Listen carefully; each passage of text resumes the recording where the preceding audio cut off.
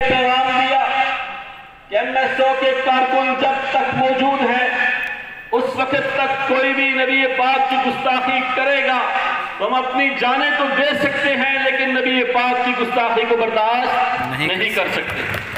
آپ نے دیکھا کہ MSO نے پاکستان کی عدالتوں کے اندر پاکستان کے قانون کے مطابق فرما ہے۔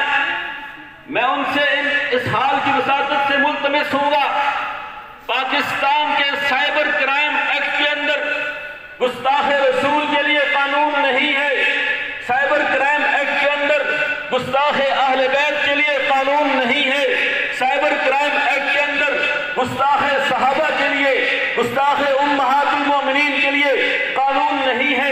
یہ قانون شامل کرانا ضروری ہے۔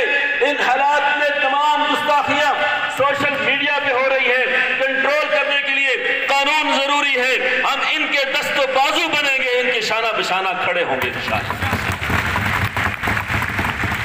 جب میں ناموس رسالت کی بات کروں، ختم نبوت کی بات کروں تو میں سید انور شاہ کشمیری کا ذکر نہ کروں، انصاف نہیں ہوگا۔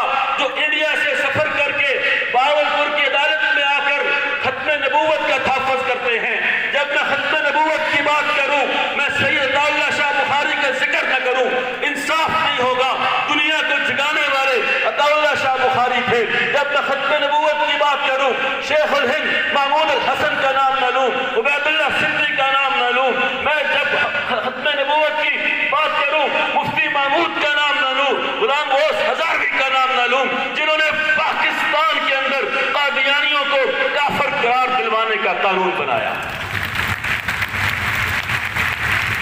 آج الحمدللہ ثم الحمدللہ MSO نے جہاں پر تحفظ ناموس رسالت کے لیے، تحفظ ختم نبوت کے لیے کردار ادا کیا، اس کے ساتھ ساتھ پاکستان کے استحکام کے لیے بھی کردار ادا کیا۔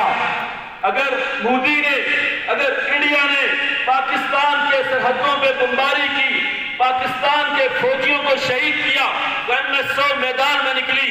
اگر دنیا کے مسلمانوں کو کہیں بھی تکلیف ہوئی، شام کے مسلمانوں کو، کشمیر کے مسلمانوں کو، فلسطین کے مسلمانوں کو، برما کے مسلمانوں کو، MSO نے پوری دنیا کے مسلمانوں کا حق ادا کرتے ہوئے پورے پاکستان میں احتجاج کیا، تحریک فلاح کا ثابت کیا کہ MSO قواعد کلمہ تنظیم ہے، ترجمان ہے، چاہے وہ مدرسے کا طالب علم ہو، یونیورسٹی کا طالب علم ہو، کالج کا طالب علم ہو، کوئی بھی طالب علم ہو، MSO اس کی آواز ہے، اس کی ترجمان ہے۔ ہمارے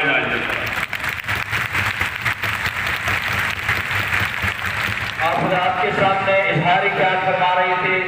آپ کی عزت کی کیا بات ہوگی، آپ کی حرمت کی کیا بات ہوگی۔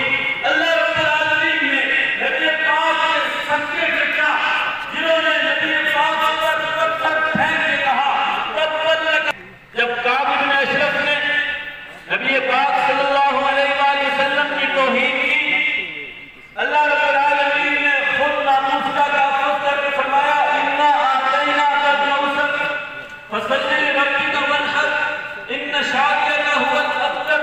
اور باقی کفار سے ہٹ کر اس کے لیے نبی پاک نے خود اعلان فرمایا من لکعب بن اشرف، کعب بن اشرف کو جہنم کون واصل کرے گا۔ نبی پاک کے ایک صحابی نے کعب بن اشرف کو جہنم واصل کیا۔ MSO کے غیور کارکنوں، آج جس طریقے سے نبی پاک کے ناموس کا تحفظ ضروری ہے،